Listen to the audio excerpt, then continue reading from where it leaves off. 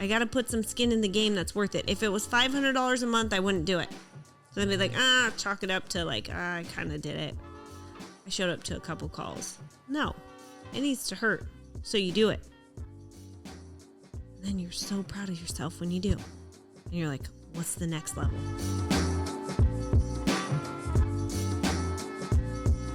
Welcome back, Life in Abundance with the Gentrys. Can you start over? Because I had my phone out. I would like a cue, like, hey, we're going to go. Can you do it again? Okay, Kev, can you make that a clip?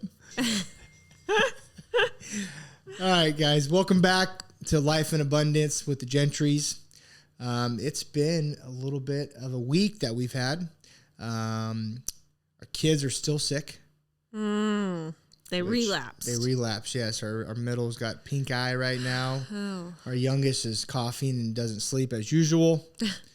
And our oldest is just like, what's going on with you guys? Because she's on the other side of the house now. Yeah, avoiding the plague. She doesn't hear anything that any of the crying or anything. So she's like, I slept good last night. Yeah. Well, at least someone did in the house. Yeah, exactly. So we're going to talk today about pain. About do you avoid pain? Do you lean into pain? Yeah. I had a come to Jesus moment. We went down south for our coaching program at Council on Thursday and realized most of my life I've avoided pain. I think that's most people's nature is to avoid it. But then like when you reap the benefit from it, something you kind of become like it drives you or has like this draw to it, I would think. Well, pain's the thing that makes you grow. Yes, right? true. Like in the gym, like the only way you're going to grow is if you train hard and you lift heavy weight. Like you'll grow that way. Your body will change that way. Yeah. If you don't do it, you're not going to grow. Mm-hmm. And what's crazy is I didn't even realize I was doing it. And then my coach was like, you need to come untethered. Mm-hmm. And I was like, I kind of knew what he meant, but I was kind of like, okay. And he's like, you have to like lean into the dark, to the pain and like end up loving the pain because that's where you'll build the most confidence. That's where you'll find out who you are. That's where you'll hear God at. And most people, when it's painful, they want to get right out of it. Mm-hmm. When you're going through a divorce, when you are in a bad place at work or whatever it might be, it's like you just want to get out of there as quickly as possible and get on to the next thing because sitting in the pain, living in the pain is not comfortable. It's not easy. But that's when you hear God the most, and that's when God's working on you the most is when you're at the pit or in pain, right? What would you say is an experience in your life where you're like, I could have done something way different if I was willing to endure the pain? Probably baseball. We met in college and, I was probably going to get drafted that year and I ended up getting engaged and, sorry about that. We were young. We were, 21 and there was no FaceTime back then or anything like that. And so I was like, you know what? I've trained with enough guys who play in the minor leagues. And it's just like, it doesn't sound like it's for me because I didn't want to deal with the pain of leaving Bree for 7-8 months, getting paid really shitty and just maybe not making it. Right. And it was uncomfortable. Looking back, I was like, man, I could have like really made something of it if I would have just said, hey babe, like this is going to be hard for 2 or 3 years. But back then we were so young and emotional and in love that we're like, oh, we just couldn't fathom to be apart. Fun fact, Mark went to, he played ball at Pacheco State. I lived in Fresno at the time and I was building my business. So I was 21 and had pretty much a full book of business in the hair world, if you will. And so I had to work kind of 4 condensed days to then have 4 days off to drive to Chico to make it worth it. It's a 4-hour drive if you're lucky. And be there for 4 days. And I would drive home the morning that I would start working. I would leave his house at 4 a.m. to get to Fresno for my 8:30 appointment. And I did that for, January to May. May 19th, he moved home. And I did that like every 4 days. And there were a couple weeks in there that he came home for breaks, but it was a lot for us to do. And there was no way I could imagine him moving across the country. If I went that frequently to Chico, what would it be like for us to have this long distance relationship? I remember it got so bad that my dad like offered to pay Bree's bills for for like a month or something to go there. Just to have me shut up and like stop calling him about how like I'm so missing Bree and blah, blah, blah stuff. Another fun fact is Bree got her like 9th speeding ticket. I'm a little exaggerated by that, but it was like her 4th or 5th, right? Yes. Going to Chico. Dang it. It was her 5th one, and she was like 20 years old. Yes. And she's like calls me, she's crying. She had a bottle of wine in the back, which she thought she'd be, in trouble for. And my favorite... it was Valentine's Day. I was driving him his favorite dessert from Campagna's restaurant. Like chocolate mousse cup, and she was like 5 hours in the car. She bought me like 3 or 4 of them, and a bottle of wine. And she I was underage. She thought the cop was going to take her in for having a bottle of wine. And then she gets there, and she's like, my dad's going to be so pissed. He's going to cut me off from my gas card and all that stuff. Oh, my God. And then we called her mom, and her mom's like, well, just pray for her. I'm like, my mom said, Brianna, you have a problem. You need to start praying about your speed. I'm like, Mom, I don't have a problem. I'm not like a speed racer. I just was speeding. Hold on. Would you have a problem if you got 4 speeding tickets by the time you're 20? That just means no. What does that mean? Mark, they were dumb zones. I didn't know were like a speeding zone. Like, I didn't know I was speeding at 45. You were on the freeway when your last one. Okay, that one was true. Yes, I was by myself on the freeway. Anybody sees an empty road, they're like, 85 done? Yeah. Really, it's happened to everybody. You get in your jams and you're going. I'm like, I could shave 3 minutes off my drive. Yeah. Brr. Yes. Wait, what was that? What? Nothing. Okay, yes. So we were at Chico, and it was just one of those things where I didn't want to endure the pain of like leaving for 7 months and doing those things, right? And it sounds kind of stupid and funny when you say it out loud, but it was true. Yeah, it was hard. And like another one was I golf. I'm pretty good at golf. Like I can shoot par or and it was just one of those things where I was like kind of messing around going pro, and then I was hearing everyone else like, oh, you're not good enough to go pro. You need to be blah, blah, blah. And I let everyone else's like opinion dictate how far I could go because I didn't want to go through the pain of like embarrassing myself playing a bad round and then people talking and all these other things. So I avoided pain a lot in those kind of situations. And then it fell over into business where I was comfortable where I was at. I didn't want to make anyone unhappy, or I didn't want to like say what I really thought, and that's why I just let it be. It just limited you in everything in life. It limited you. Yeah. Yeah. Which I think is a struggle, I think, for a lot of people, because who doesn't want to be comfortable, right? And pain inflicts discomfort. And, something that was brought to me in my counsel class, I shared, we call it a stack, with my coach, and I was talking about God and the movement I felt that I was led to lead and what I believed God was calling me to do. And it was very sugar-coated. And my coach just called it for what it was. He says, Bree, I think that you have to shatter the frame of what you believe God is and acknowledge God for what you know. And I was like, how dare he question my faith? He didn't question my faith, though. He pushed me to recognize there was a piece of my faith I wasn't willing to acknowledge. And, I've always pictured and been taught that God is so good and great.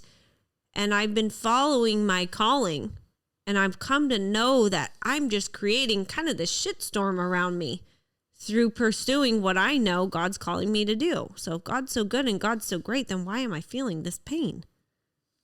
I thought God was going to calm the storm. But what's so funny is in my mind, for the longest time, I limited what I allowed God to do in my life because of what I believed in God and not what I knew of God. And when I addressed what I knew of God, is he never never said, I'm going to stop the storm, right? It's, you don't ever have to walk through the storm alone. You don't walk around it, you go through it. And you're never alone through the process. So I had to shatter my frame of, God's going to make it all okay. It is all going to be okay, but it doesn't mean that you can avoid the pain of what you're going to have to go through to come out the other side. And so I thought that was a huge revelation for me to come up with in class, because I realized how much of my life I limited God. And that, I want to say, is an 8ism. An Enneagram 8 has the hardest time shifting power. And for me to fully trust God and give him power, I have to acknowledge my weakness. And that instills fear, makes you not want to go, and it limits you. Well, it's like when you read the book of Exodus, when God calls Moses, and he's like, I'm not the guy, I stutter. Right? Like, you're always, I'm not that. You're questioning, yeah. Yeah, you're questioning, I'm not that guy. Like, right? Mm-hmm. Like, why me? You know what I'm saying? Like, who am I to lead, or whatever it might be? And it's painful. It's hard. Like, I stutter, and I got to talk, like, to all these people. I got to lead these people. Mm-hmm. And I feel for Moses, because I stutter, and I totally get it. Like, wait a minute, God, like, you're wanting me to go speak? Mm-hmm. I can't even get out my name, let alone, like, speak some truth to people. Mm-hmm. And what I'm realizing through pain is that in the last year, I've gone through a lot of emotional pain, as far as like guilt, shame, fear, anxiety, all those things that I've had to rid all those. And now I'm going into like the last version of me, which is like the physical pain, like going to different places and physically to get my mind to be like, okay, to be mentally tough, because you can dig emotionally and all that. But when you put a physical part of it, where you're training, you're going on a run, you're doing something that's super uncomfortable to you, that's completely different. Mm-hmm. And it makes you grow quicker and faster. And I wouldn't say it's your last version of you. I think it's the next version of you. To have the breakthrough that you're seeking. This is what has to happen. And it's completely shattering the comfort zone that you've lived in for so long and worked really hard to avoid certain areas or things in life so that you didn't inflict that pain. Yeah. Yeah. Like I'm like, dude, like I've been like really good at avoiding pain. Like, like I play golf, have a couple of drinks, have a good job. Everything's comfortable. Got a nice home, but like to risk it or to go to a sport where you could get hurt, or to make a business decision where you're like, I could lose everything. Like put it all on the line. Like that's a whole different mindset, a whole different pain that you're dealing with. And when you do it all at one time, when you put pain into your body, into your being, into your balance, in your business all at the same time, it's like, dude, like this is crazy. I'm like completely insane. Yeah. Like, so I'm going to change businesses. I'm going to start going to marriage therapy. I'm going to date my wife every week. I'm going to go out of town with her. I'm going to start pouring into my kids differently. Like this is all painful stuff, because like what's easy is what I've always done. What's easy is just keep it the same. Like, that's easy. Painful is like, oh, dude, I got to do this. I can't do this anymore. I can't watch as much TV, like all this stuff. Like the Masters is on today. It's first day. And I'm like, oh my gosh, I'm having lunch and like, oh my gosh. And I watched it for 5 minutes and that was it. Or as usually I would have it on TV all day long. And I don't think the real pain exists in, I have to spend time with my kids. The pain is I'm not able to do what I really want to do, which is be lazy and watch the Masters, which I respect. But in reality, it's not really what I want to do. Like it's what it sounds good and it's short-term happiness. Short-term happiness. Yeah. And it doesn't give me long-term peace. No. And that's what we've been going after is like the long-term peace and freedom. And most of the things that give you short-term happiness will never give you peace and long-term freedom. Peace. Yeah, it's so Usually true. never. So true. And I'm finding that in everything. Like I started jiu-jitsu like 2 days ago and talk about like there's no freedom. There's no short-term happiness in that, because you're like, it's hard. I'm sweating. This is totally new. Like this is like a different language. And then you're like, oh my gosh, like at the end of it, you're like, this is like kind of freeing. It's kind of amazing. Well, talk about what you did in your stack about you have to pay attention. It takes such focus, because otherwise you could really get like messed up. Yeah. So when I was in class, my coach is like, you have to be willing to go to the dark rage place, but at the same time, you got to be able to harness it and not rage on people or get in fights or, yell at your spouse and do those things. And I was like, yeah, I'm like, I really don't know what you mean by that. And then I went to my first day of jiu-jitsu, and I went to the wrong class, not the wrong class, but I went to take a more advanced class, and they were actually sparring. Your first day. And so the coach is like, hey, just go and sit like out for like 2 or 3 rounds and just watch. So I'm watching, and I'm sitting there, and I'm like, oh my gosh, this is where I need to be. These guys are so controlled, but at the same time, like, they will hurt you. Yeah. And then they like get done after 5 minutes, and they shake each other's hand, and then they go to the next partner. And I'm like, he almost killed him. What is going on here? I go, but this is controlled rage. And at the end of it, you can go hug, high five, and I'll see you tomorrow. Like, wow, like this is possible. And because I'm like, you fight someone and then you don't like them, or you might like them, 2 months from now, but like never like in the moment and controlled, and your emotions are in check. And if they do get out of control, that's when you get hurt. And so it's pretty cool to see because of the conversation I had on Thursday. And then this happened on Monday or on Tuesday, excuse me. And it was just like, wow, this is pretty awesome. Pretty cool. Yeah. Yeah. No, I think it was so cool. And it was funny because yesterday, how many times have you gone? Twice. Yesterday, I was like, oh, things were not aligning for Mark to be able to go to jiu-jitsu. And I said, I want him to want this for him. If he wants something, I'm going to make it possible for him to go. Class was like at the absolute worst time for our family. Like, our kids are the craziest, crankiest people at 7:30 p.m., right? And so, sorry, lights went out. So, of course, that's when class is. And Selah having pink eye, we took her to the doctor, got the meds yesterday to help her. And it's just getting worse by the second while Mark's gone. And meanwhile, the baby is just losing it. So he knew that the circumstances he left us behind at home were not good. And I just didn't want him to go with that heavy on him. I wanted him to go and enjoy himself. But at 7:31, as soon as class was done, he knew picking up the phone, it's going to be Armageddon. And what am I going to encounter when I come home? And of course, it was just like one thing after another went south for us. But I was talking about that in couples therapy today with our therapist, because it doesn't matter the circumstance. At the end of the day, I want Mark to do what he wants to do, whether I'm comfortable with it or not. I know that he'll consider my thoughts and my feelings through his decisions, but this was something he was doing for him, and I wanted to protect that time for him to be able to go and do that. And even though it meant that I had to make a sacrifice for my sanity at that time, I still wanted that for him. And so yesterday, as he got done, we were trying to get the medication for my daughter, and the pharmacy didn't have it. Had to go to another location. Had to call the doctor back 3 times, which I was so embarrassed to do and felt so bad. But all in all, we got it done. He came home, and it was just kind of like our night, chalk it up to a loss, but he still had his class. And then hearing today how much he enjoyed it, even though that short-term sacrifice that I felt for my sanity, it was so worth it because it did bring him so much joy. It's something that I know is going to help him be a better dad, be a better husband, be better for himself. In the long run, that's the end goal. That's the end goal for me. So sometimes it takes short-term sacrifices for you to make for the long-term reward. And that was something that I kind of connected the dots to yesterday that I want to teach my kids too. Sometimes there's going to be hard days that we have to have for us to see the beauty and the light from what's going to come, or for what is going to come.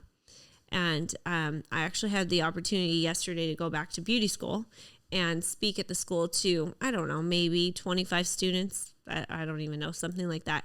I just talked about my journey from where I was once sitting where they were in beauty school at the same school to my journey fast forward 20 years later of the destination I'm in right now, which is constantly moving and growing and evolving because I'm not done here.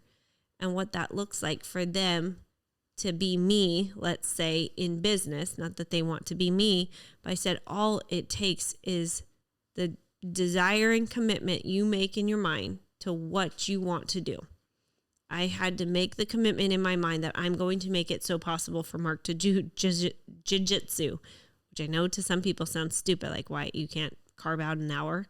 Well, no, because life circumstances throw crap at you, and sometimes you have to just sacrifice and deal. And so that's what yesterday was for me. But anyways, in my speech, as I was speaking to these people that were looking at me like deer in the headlights, like, who is this girl and what is she talking about?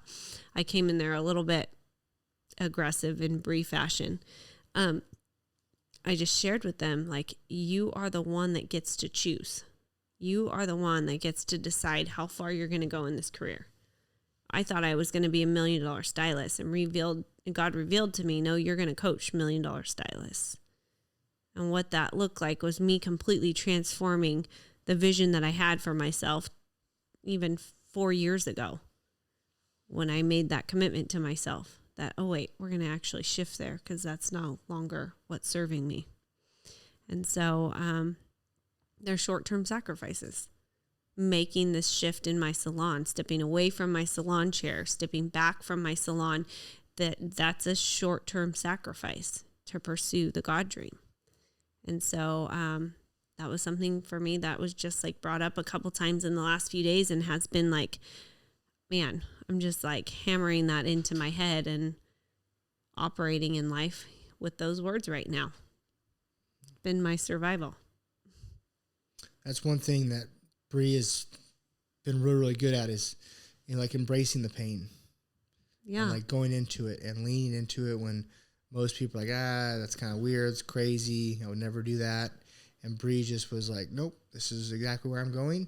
And I fought her on most of them, which was like the most wild part about it is that she kept going. And there's something about that where and I'm figuring it out myself is once you can figure out like, hey, this is going to be painful, but I really want to do this. Mm-hmm. Like, I don't really care what Bree thinks. Like, for example, another funny thing is me getting tattooed. I've always wanted to do it, but I'm afraid of the pain. And I don't even know if it's painful. It's kind of funny. I was telling someone earlier, it was like, I don't even know it's painful. Like, I had kidney stones back in December, and the most painful part was them falling, but not coming out.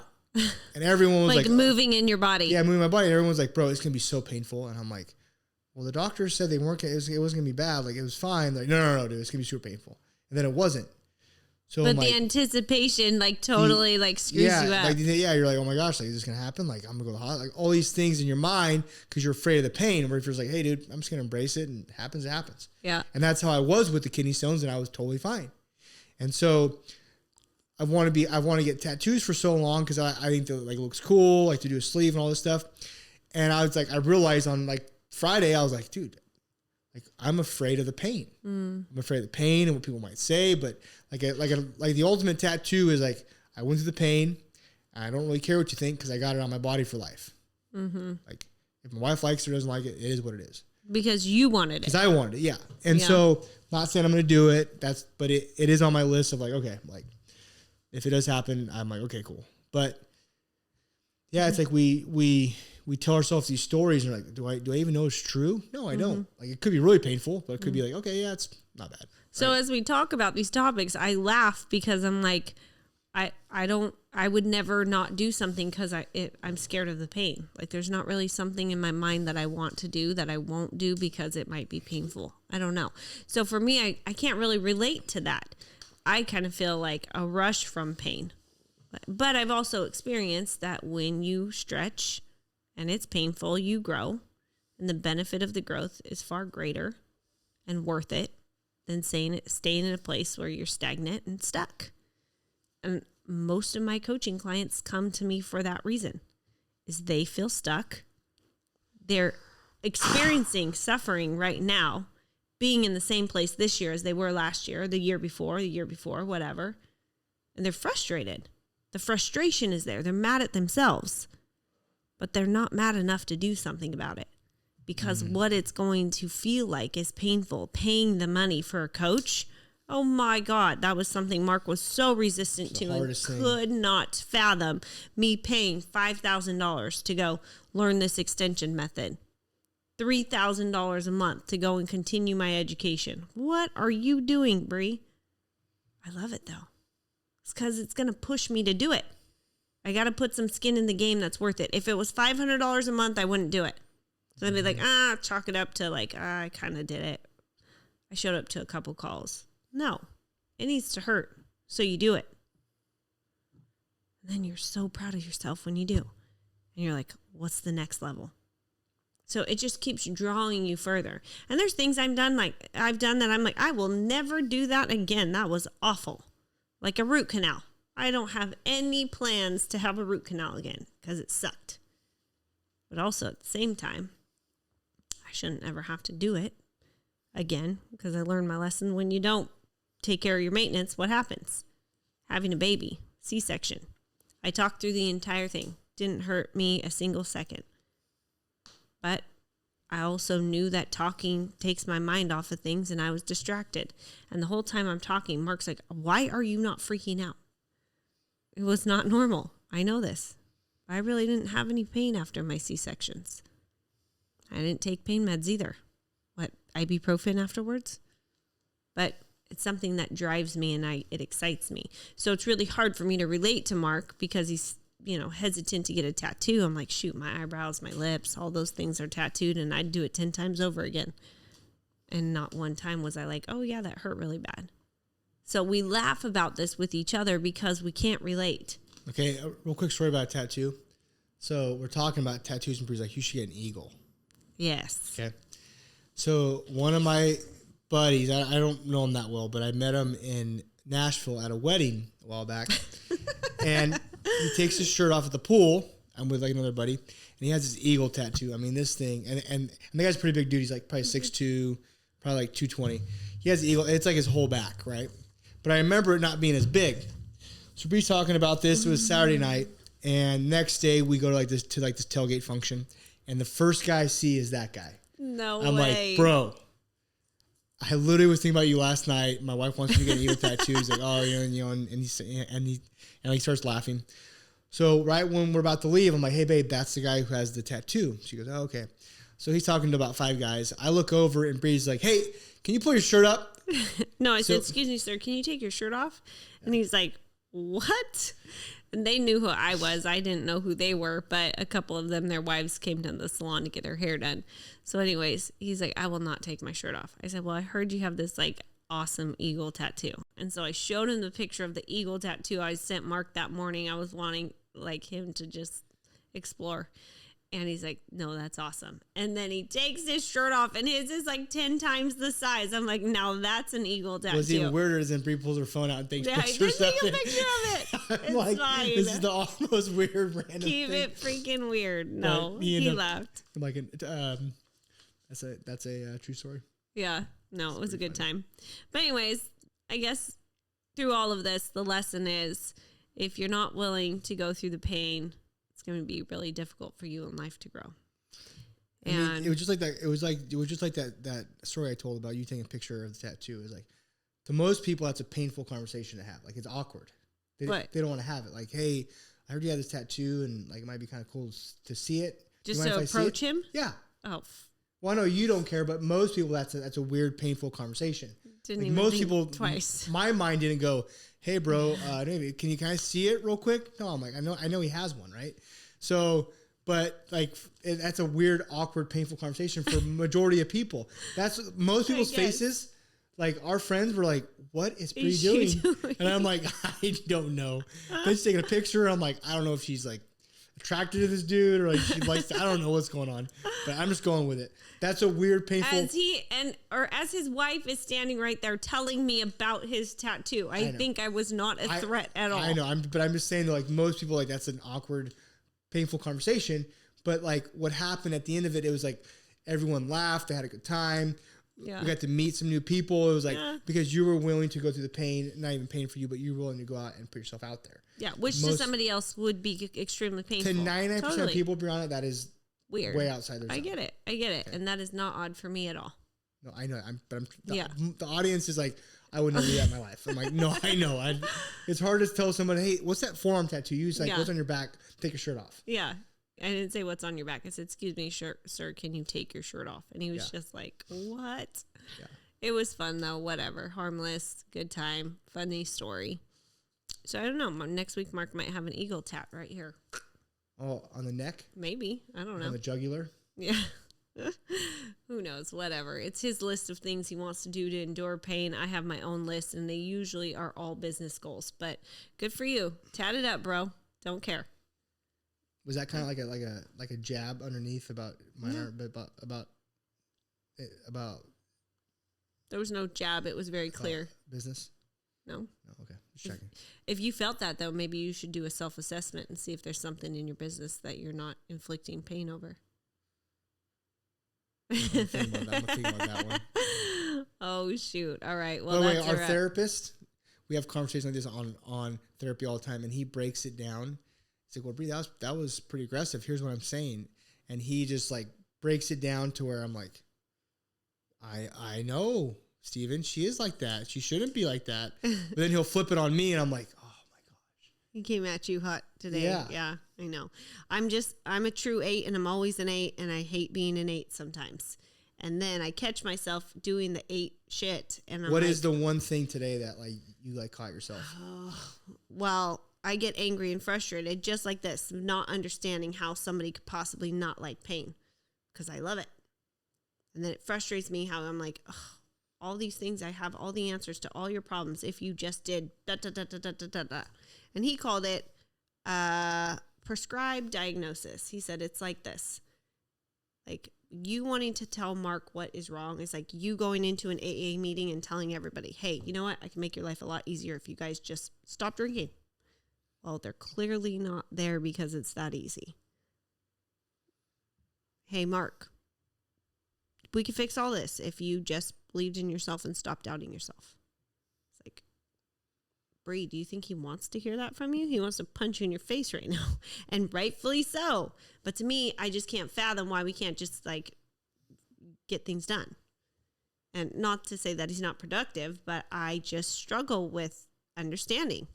And then that causes a fight, and then a bigger fight, and then I lose sympathy and empathy.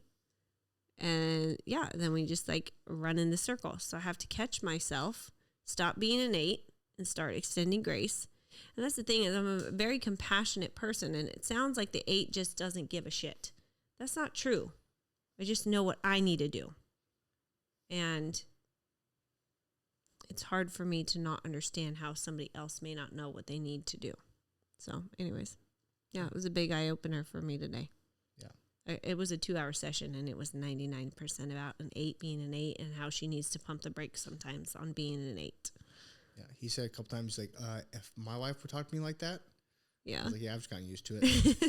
I said, it is what it is. I know. I just get fired up. I can't help it. And I told him I'm so passionate about what I'm passionate about, and I can't help that. It's a fire you can't turn off. It's a fierceness you can't turn off.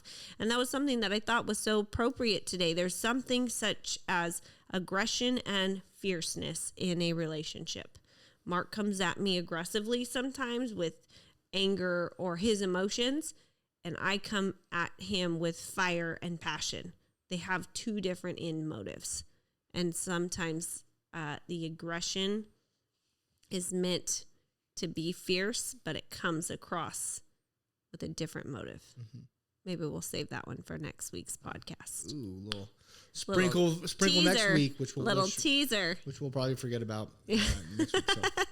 But sounds good. Thanks for listening. Yes. If you are on YouTube, give us a like, leave a comment, and if you are on Spotify or any podcast platforms, please give us a like and a subscribe. Greatly appreciate it. Until next time, Life with the Gentrys, Mark and Bree. God is good all the time. Yes.